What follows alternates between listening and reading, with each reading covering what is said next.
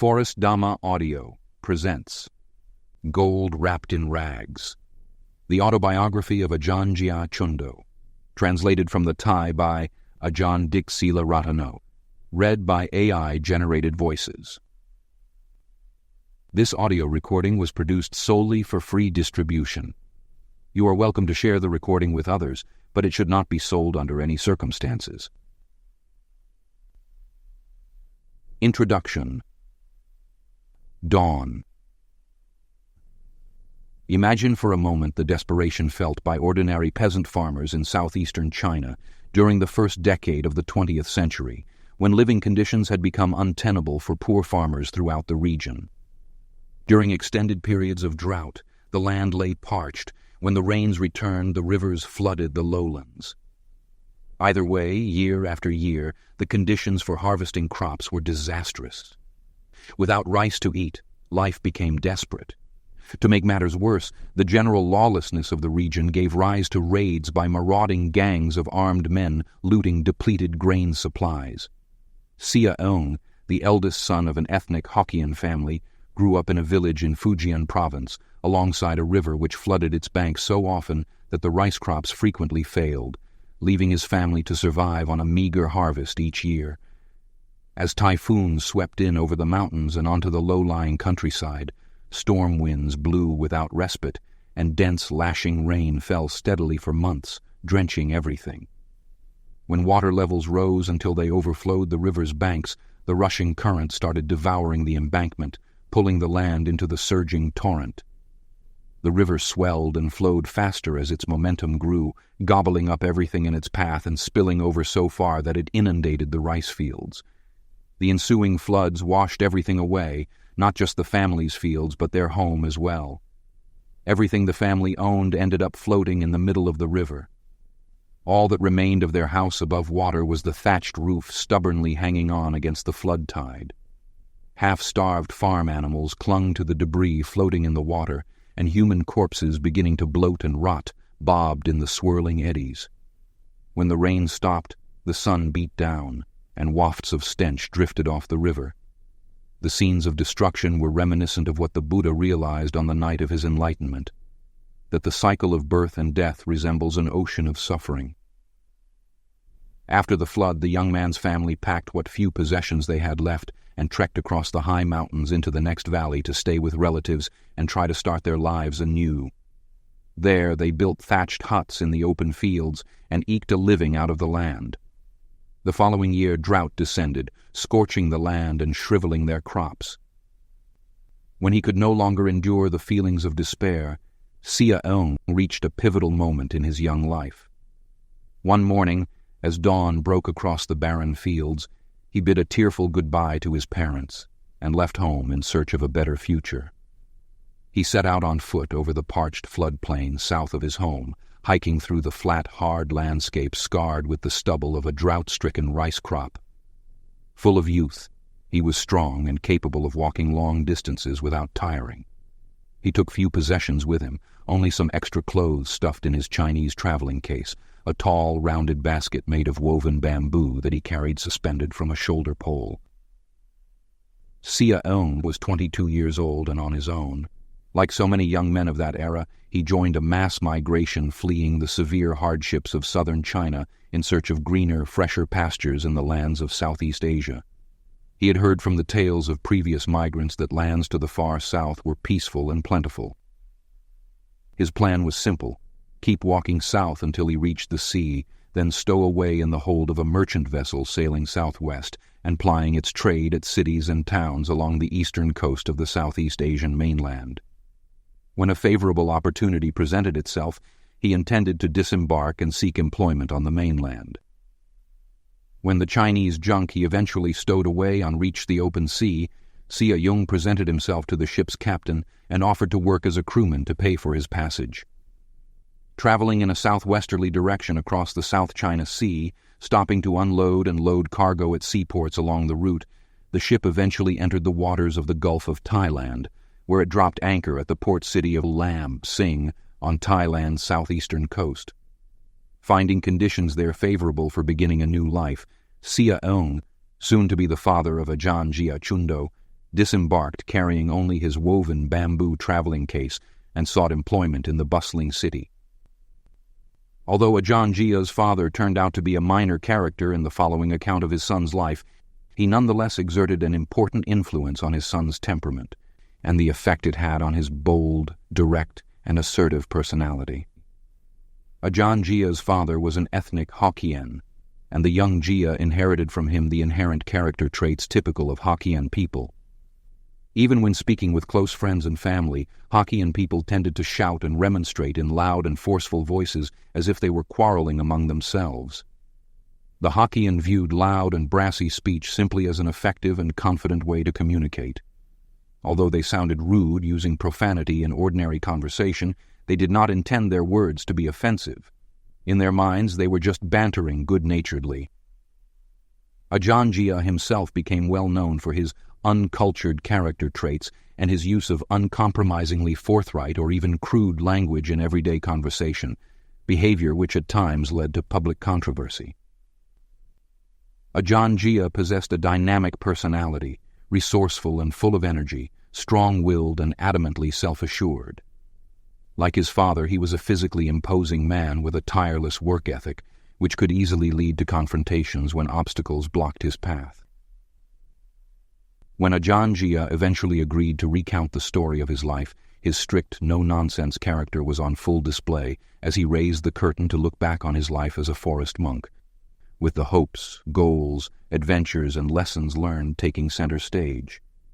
He guided his listeners through a biographic landscape of intersecting people, places, and events that focused attention on the fierce and resolute temperament that shaped the course of events on his spiritual journey. In his storytelling, Ajaan Jia did not avoid addressing his own shortcomings, nor did he shy away from depicting the people with whom he interacted in the most candid and outspoken terms. In his rigorous pursuit of spiritual excellence, he was as demanding of himself as he was of his students. He was not all strictness and severity, however. Glimpses of his less daunting, more human side can be seen in the anecdotes he told about his eccentric habits and unorthodox behavior, which enable the reader to gain a fuller picture of his overall personality. By the time of the first interview, Ajaan Jia's enlightened mind, comfortably clothed in the discarded rags of his outward personality, engaged the world untouched by feelings of awkwardness or embarrassment. His account reads as though he was announcing to the world the confidence he felt in the depth and maturity of his understanding. Speaking honestly and openly about himself and his exploits, he concealed no hidden agendas or ulterior motives. He simply exhibited the stubborn, combative traits from which he had earned the moniker "gold wrapped in rags." On the afternoon of January 30th, 2000, a group of monks and lay devotees who had practiced under Ajaan Jia's guidance for decades, approached him at his monastic residence with a special request. Would he kindly agree to tell the story of his life in full so that it could be recorded and preserved for the benefit of future generations? They were seeking an in-depth account of his personal experiences and reflections, and were prepared to allow all the time he needed to relate his story. Then, 84 years old, Ajaan Jia was nearing the end of his life.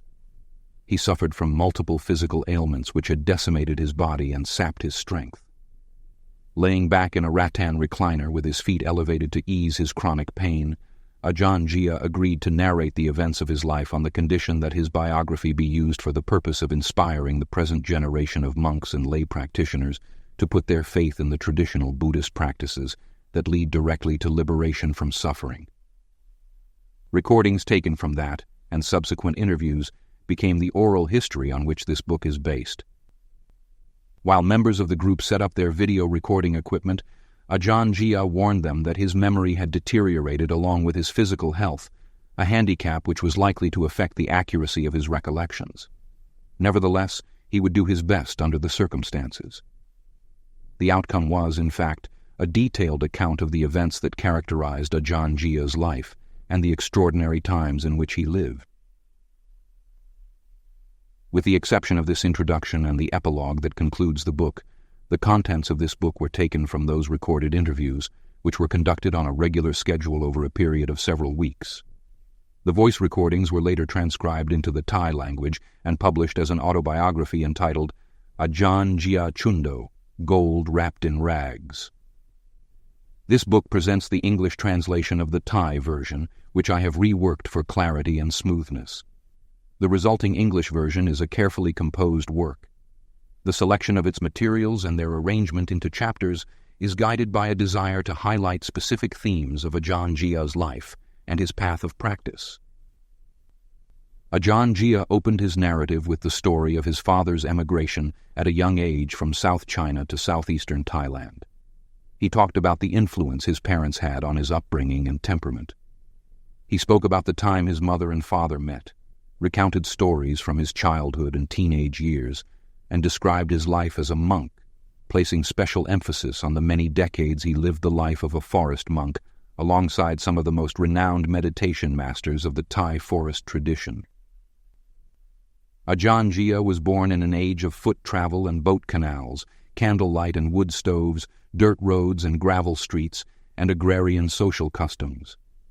It was a simple, uncomplicated era when virgin forests, carpeted with thick subtropical undergrowth, dominated much of Thailand's landmass, creating large expanses of wilderness that extended through many regions of the country. Where today roads wind through the countryside, at that time only narrow trails passed through the dense jungle terrain where village settlements were often located a day's walk apart. The forests surrounding those communities teemed with dangerous wild animals, making them appear frightening to the local inhabitants. It was in such sparsely inhabited wilderness locations that Ajaan Jia would come to find the ideal environment for treading the Buddha's noble path to enlightenment. As can be expected from an off-the-cuff oral account of one's life, his narration of events sometimes lacked structure and consistency. Initially, recollection of episodes from his youth did not always follow the order in which they occurred. Instead, remembrances came to mind in a more random fashion, as the memory of an event or person from his childhood prompted him to describe a related incident that happened years later. For example, while relating his life as a young teenager, he interposed stories that happened after he became a monk, then promptly returned to the narrative of his teenage experiences. In such instances, I have rearranged the storyline by regrouping the sequence of events to reflect an accurate chronological order as much as possible. For instance, all stories relating to his monastic life are placed together, some occurring at the time of his ordination, others in the years following it. Other sections of the narrative have been moved around and inserted in places where they seem to better fit the biographical order of events, making this English narrative flow smoothly from one story to the next. Due to their conversational tone, Ajaan Jia's recollections often seem to ramble and meander from one episode to the next, with the chain of events punctuated at intervals by spontaneous Dhamma teachings. Had Ajaan Jia chosen to edit the text himself before publication, perhaps he would have pared down some of the digressions and organized the story in a clearer structure. But as he expressed no interest in doing so, the original editing team was left to their own devices. Reluctant to deviate from Ajaan Jia's spoken word, the Thai editors transcribed his oral account just as he spoke it and published it without significant changes. Because Ajaan Jia used informal language that is more common in speech than in writing, his storytelling was naturally folksy and colloquial. Being unrehearsed, his speech was characterized less by complex grammatical structures and technical vocabulary, and more by the grammar, vocabulary, and idioms suitable for everyday language and conversation. Following along with the drift of his memories wherever they lead gives his account a down-to-earth, unpretentious quality. Consequently, his storytelling reads like one friend talking to another about his life. That informal style notwithstanding, when the subject of Dhamma came up in the story, Ajaan Jia's tone immediately became serious, restrained and circumspect, in response to and in respect for the Dhamma he was voicing. His account portrayed many episodes detailing the events that happened in his life, some of which culminated in vivid descriptions of the decisive experiences that occurred during crucial periods of his spiritual growth and development. He stuck to the practical details that defined each episode of his life and did not try to present a romanticized version of events. He was neither wistful nor nostalgic about the past. He accepted the inevitability of a changing world, remaining pragmatic and forward-looking throughout the narration. Because Ajaan Jia spoke spontaneously about his life, some degree of exaggeration and embellishment, or occasional stretching of time and place, was liable to occur.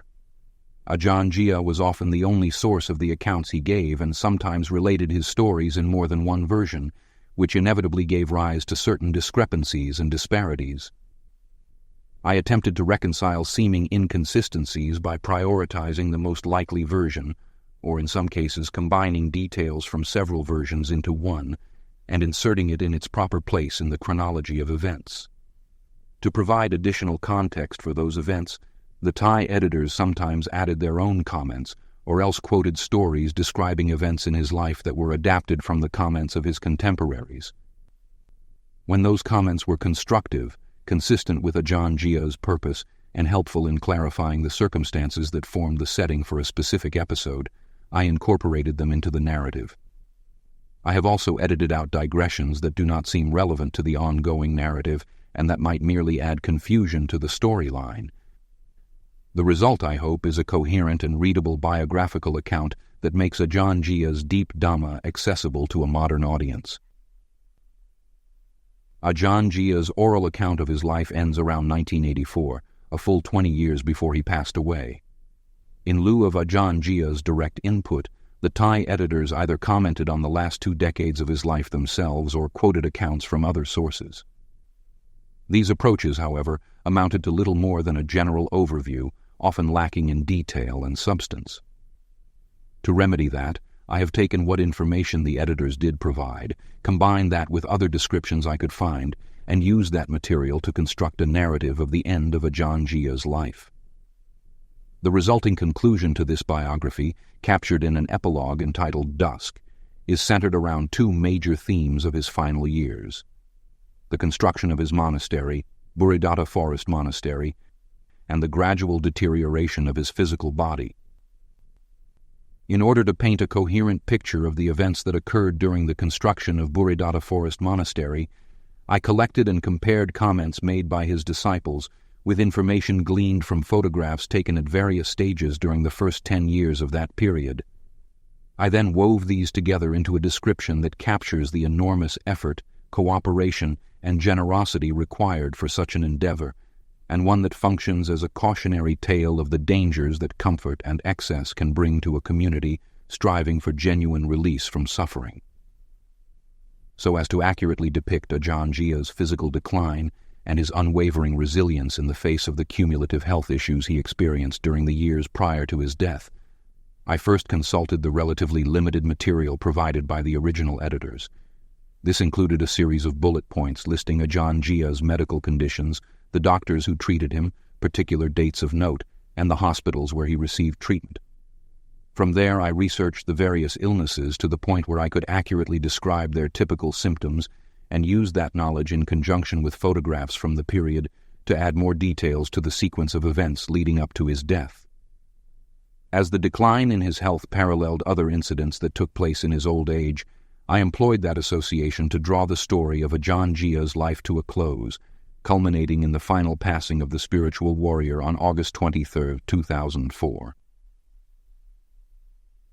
Throughout the course of this translation, I have endeavored to follow a time-honored tradition of Buddhist biography which places as much emphasis on the lessons learned from the moral consequences of the events described as it does on the events themselves. In other words, a Dhamma lesson waiting to be told can be found embedded in every episode of Ajaan Jia's life. Ajaan Jia himself employed the method of using recollections about his life as a means of introducing his audience to important lessons regarding the practical aspects of the Buddha's teachings. Ajaan Jia's narratives were told from the vantage point of an elderly and mature teacher. His principal motive for relating his life story was clearly instructional, his teaching activity being focused primarily on the forest monks under his care. He believed that talking about his experiences would encourage them in their training and clarify the true purpose of Buddhist meditation practices to help them avoid falling victim to doubt and confusion. During the interviews, he frequently broke the narrative to press home a point or lesson he believed to be of special benefit to monks in the audience. These digressions, which tend to give his narrative a somewhat episodic and disjointed quality, took several forms. Sometimes they relay short moral tales and direct exhortations of advice and caution to his listeners. At other times, these digressions are profound teachings on moral virtue, meditative calm and concentration, and insight meditation techniques. Because Ajaan Jia spoke about Buddhist practice from his own personal experience, these Dhamma teaching interludes also lent the storyline the purpose and authority to allay doubt and instill confidence in the audience. Ajaan Jia lived and practiced within a Buddhist monastic tradition where monks were usually tight-lipped about their personal stories and autobiographies were almost non-existent. Never one to comply with conventions, Ajaan Jia boldly proclaimed the methods he used and results he gained at each stage of his spiritual training. In that sense, he left a record of his life and meditation experiences that in both extent and detail was unusual in Thai Buddhism. The inclination to talk about his own life increased with age and had become a prominent feature of his teaching style by the time the interview for this book took place, prompting Ajaan Jia to openly discuss the full range of his spiritual attainments. The narrative's rambling style and rhythm seemed just right as a reflection on the austere nomadic lifestyle Ajaan Jia led for much of his monastic life. Deeply impressed by stories he was told about Buddhist monks whose great virtue enabled them to undertake ascetic practices that would seem incredible to most, he embarked on a strict regimen of monastic training in an attempt to emulate them. Inspired by heroic tales of the hardships that illustrious Buddhist figures of the past had overcome in the struggle to reach enlightenment, he set out on the Buddhist path with high hopes, eager to start his formal practice.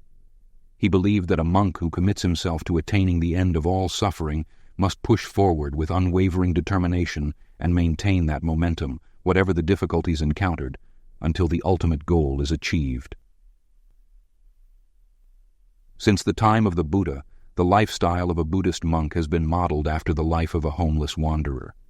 Such a spiritual aspirant, having renounced the world and gone forth from his home and family, dressed in simple robes stitched together from discarded cloth, depended on alms food for his meals, and took the forest environment as his dwelling place. Buddhist renunciation practices based on that Spartan lifestyle and exercised for the sake of spiritual progress on the Buddha's path to enlightenment became known as dhutanga. The austere nature of those practices provided the supporting structure for meditation methods used by forest-dwelling monks throughout the history of Buddhist monasticism, which helps to explain why ascetic practices have always been deeply woven into the fabric of Buddhism. The early 20th century witnessed an extraordinary revival of that traditional monastic lifestyle. The resurgence, which would come to be known as the Thai forest tradition, was an attempt to revitalize ancient standards of Buddhist practice.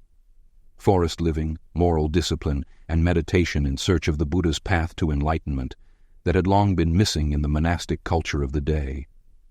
During this revival, as in previous eras of Buddhist Renaissance, the role of forest monks in Thailand came to be that of masters of ascetic practices and of meditation techniques that enabled them to directly access another order of reality and to transmit the knowledge resulting from that access to their disciples.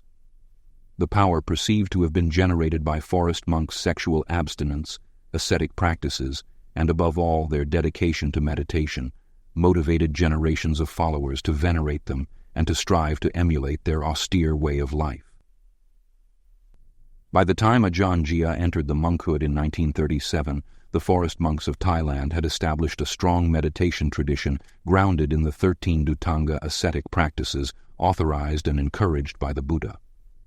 They referred to their ascetic lifestyle as tudong, an abbreviated form of the word dhutanga. The tudong concept encompassed not only observing all or some of the dhutangas and other renunciate practices, but also more broadly to the custom of a forest monk trekking alone on foot for months through sparsely populated wilderness areas. Arduous journeys that often tested a monk's spiritual strength and stamina to the limit. While traveling, dhutanga monks of Ajaan Jia's generation carried only their basic requisites, the 3 principal robes, an alms bowl, a razor, a belt, needles and thread, a water strainer, and an umbrella tent. A cloth curtain hung from the edge of a homemade umbrella that formed a tent-like shelter when suspended from the branch of a tree. Their daily lives were full of forests and mountains, rivers and streams, caves, overhanging cliffs, and dangerous wild animals. They moved from place to place by hiking along narrow wilderness tracks in remote frontier regions where village communities were scarce. Since their lives depended on the alms food they collected from those small settlements, wandering Dhutanga monks never knew precisely where they would find their next meal and were prepared, when circumstances dictated, to receive no food at all. They simply relied on strict discipline and fierce determination to see them through the difficult challenges they set for themselves. After his ordination, Ajaan Jia joined the ranks of those intrepid forest monks who undertook Dhutanga ascetic practices to rid their minds of encumbering defilements. Accomplishing that goal required nothing short of a revolution in the mental habits by which a monk managed his daily life. Such a transformation, in turn, entailed commitment, courage, and a lifetime of persistence and discipline. That meditative lifestyle combined periods of settled living, when monks gathered in forest monastic communities to train under a reputable ajaan, or teacher, with the nomadic Dhutanga existence they pursued once their training was completed. Ajaan Jia's introduction to the Dhutanga practices began with life in a forest monastic community where he lived under the watchful tutelage of Ajaan Ma, a senior monk respected for his wisdom. Inside the monastery, his life was regulated by an intensive regimen in which discipline restrained a monk at every turn. In the routines of meditation, in the procedures of the Dhamma hall, in the teacher and disciple protocols, in morning and evening chanting before the Buddha statue, and in the disciplinary precepts that Buddhist monks observed. Ajaan Jia was taught foundational Buddhist meditation themes like mindfulness focused on the meditation word Buddho and contemplation of the human body. By emphasizing respect for traditional monastic values in this way, forest monasteries were able to maintain the integrity of their monks' commitment to authentic Buddhist practices. Although many forest monks lived and studied with their teachers for years before daring to strike out on their own, Ajaan Jia, with his bold and adventuresome temperament, was a notable exception. Over time, Ajaan Jia became one of a group of forest monks who pioneered the use of new and innovative Dhutanga strategies, helping to add new dimensions to the Buddha's time-honored ascetic practices. In parallel with their solid training in discipline and meditation, forest monasteries also required their monks to regularly observe certain core Dhutanga practices, living in the forest, walking on alms round each day, eating only one meal a day, and eating all food directly from their alms bowls. Monks were also encouraged to experiment with other Dhutanga practices that they felt suited their temperament. For example, wearing only robes that were made from discarded cloth, living out of doors, camping at the foot of a tree in a cave or under an overhanging cliff, and the practice of never lying down. These practices were considered advanced forms of asceticism to be undertaken at the discretion of individual monks when they felt they were ready to intensify their meditation and test their inner strength to the limit. Ajaan Jia's narrative reveals his deep appreciation of the natural world. His account indicates that many regions of Thailand were rich in pristine, old-growth forests, clear water rivers and streams, wide caves where the air was cool and fresh, mountains watered by natural springs, and an abundance of wildlife.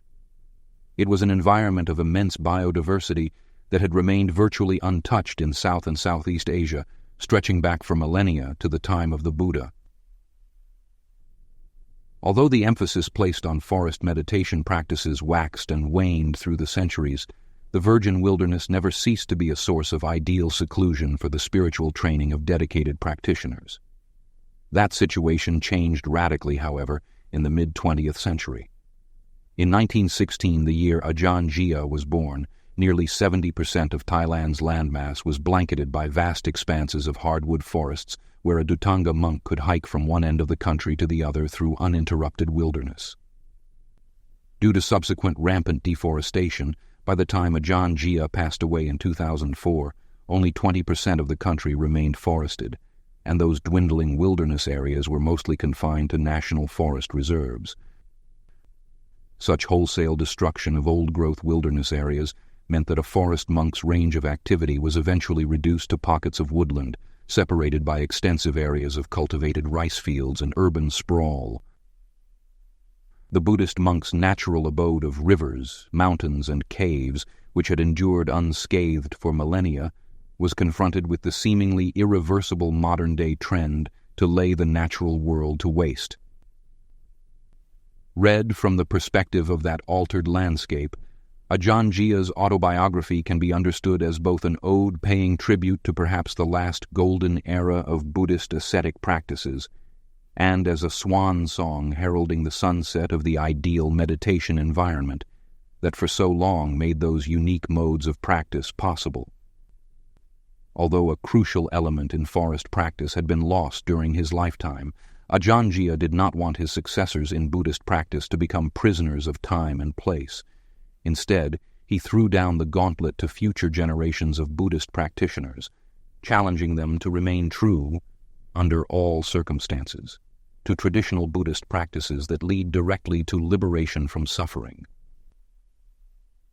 Gold Wrapped in Rags presents the real and true account of Ajaan Jia's life and practice, disclosing for us not only the character and personality of the man who lived his transient life on this earth, but also the noble goal that he transcended his earthly persona to attain, and the means by which he threw back the shabby shroud of that persona to reveal the pure gold veiled behind those tattered rags.